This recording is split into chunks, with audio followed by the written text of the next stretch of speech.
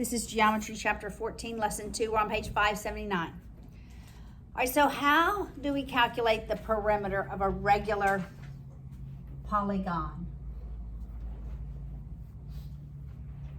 Well, let's never miss the obvious, right? If you're given the length of a side, you just take the length of that side and multiply it by how many sides there are, if you know it's regular, right?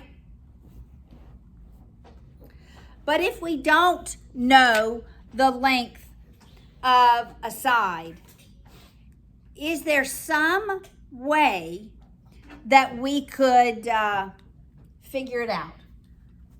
All right, so remember how we got theta, that central angle. It's a half of 360, right? Right?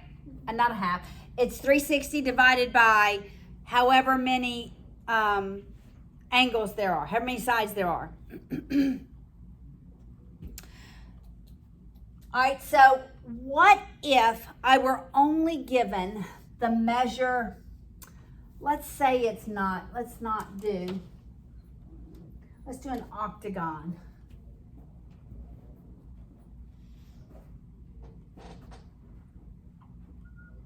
And say it's regular. What if I were just given the length of a radius? And let's say the radius is, we'll just make it 6. Could I figure out that length? I could using trig. Because remember when I draw an apothem, it bisects that side? And I knew that this angle was what, 22.5 degrees? Right? We just said that, 22.5 degrees. Could I solve for that length? If so, how would I? How would I solve for that length? Yep.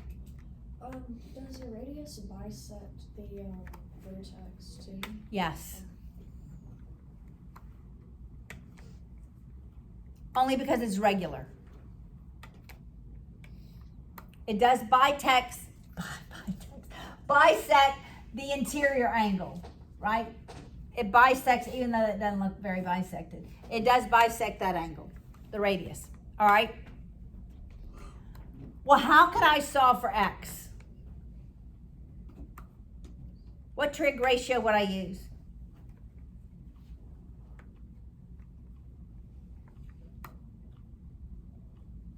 All right, I have the angle. What is the 6 in relation to that angle? It's the hypotenuse. And what is x? Opposite. Which trig ratio uses opposite and hypotenuse? Say it.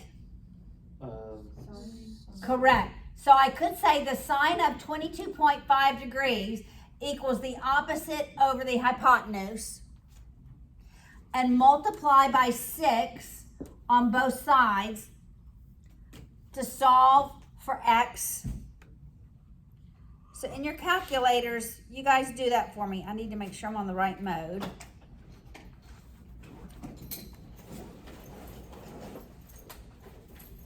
.2961. All right, so that's what x would equal.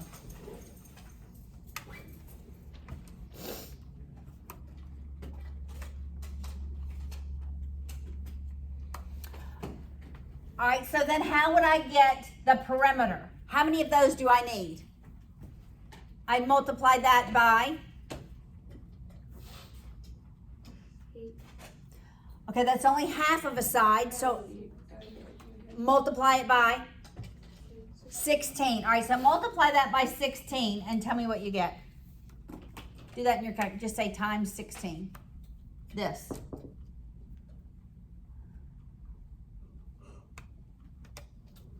36. 36.738. All right, I got 34 point. probably rounding, huh?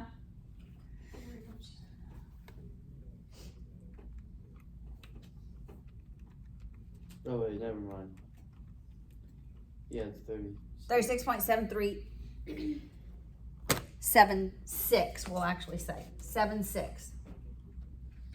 All right, so there is a way using the radius that we could solve for the perimeter, right? Okay, I'm going to give you another formula, and it has to do with the sign. You agree? Has to do with the sign, right? Okay, that's going to be key. All right, so if I were to graph a circumscribe, if I were to circumscribe a circle,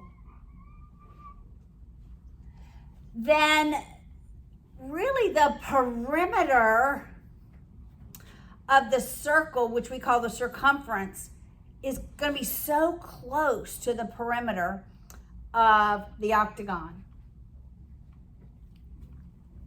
In fact, the more sides we have, the closer that value comes to the circumference. All right, what's the formula for the circumference of a circle? Circumference equals.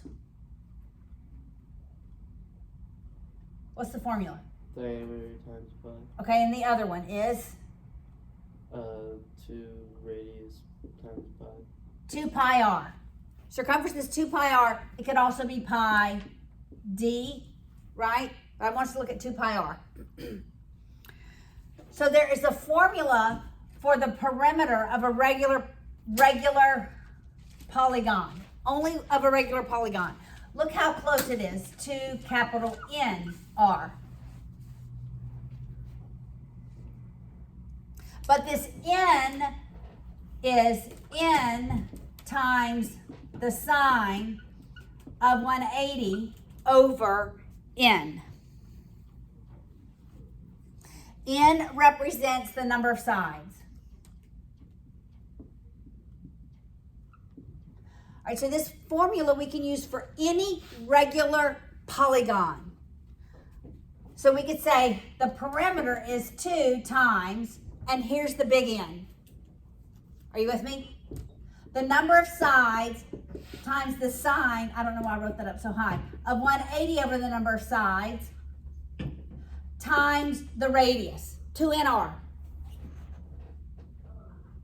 All right, we're going to compare and see if we get close to this for the perimeter. If we did our work right, we're close. All right, so the perimeter of this regular octagon is 2 times, how many sides do we have? 8. Times the sine of 180 over 8 times the radius, which is 6. All right, you guys do that in your calculator.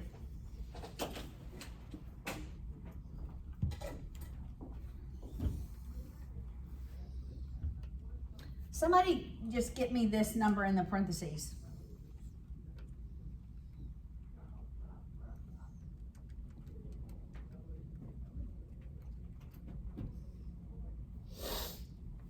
All right, what did you get?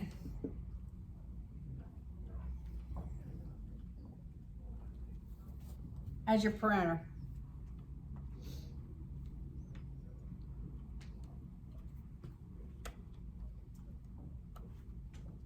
$36.7376. Look at that. It's the exact same. Because what is in here is exactly what we did, very similar to what we did over there. We found half of it, right? So we had to multiply it by 2 to get the length of the side. We multiply by 6 because that's what we did over here, right? Multiplying by 6. And 180 divided by 8.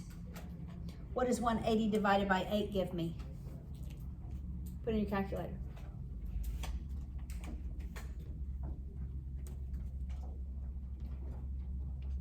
22.5? It's the exact same thing we did over here. So you can always use 2NR. I mean, this is exactly what we did over here. Right? We just had to multiply this by 2 because it only gave us half of the side to get the length of a side. Right? Okay, so who got the measure of this? What's the measure of this? What's just 8 times the sine of 180 over 8? What's that value? 8 times the sine of 180 divided by 8.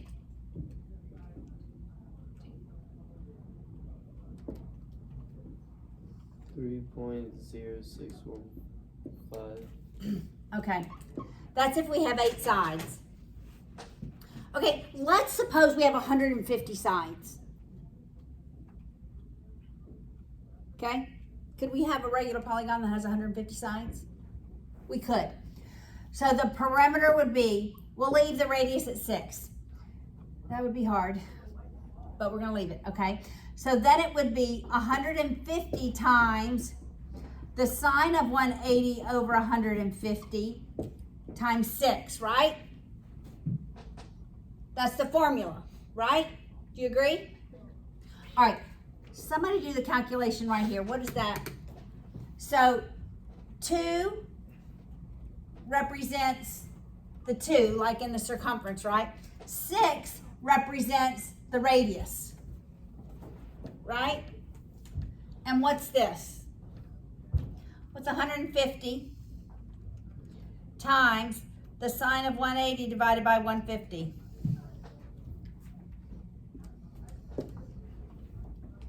Y'all should do that in your calculator. 3.1413.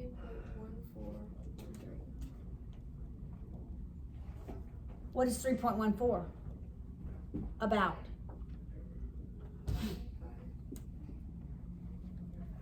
The more sides you have, the closer this number inside here gets to the value of pi. Because the closer the perimeter of the regular polygon gets to the circumference of a circumscribed circle. All right, so 2NR, that's what this lesson is about. N, the big N, the capital N, for perimeter represents the number of sides times the sine of 180 over the number of sides. That's all this lesson is about.